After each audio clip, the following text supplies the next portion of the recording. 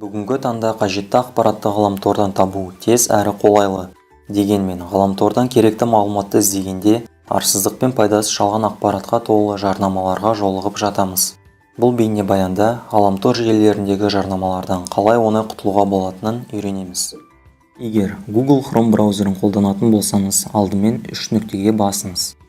Астыңғы жақта настройкиді басып, сол жақ шетте настройкидің үстіндегі расширение дегенге басыңыз. Беттің астыңғы жағында еще расширение дегенді басыңыз. Іздеуге AD-блок деп жазыңыз. Біріншісін немесе екіншісін установить дегенді басып орнатамыз.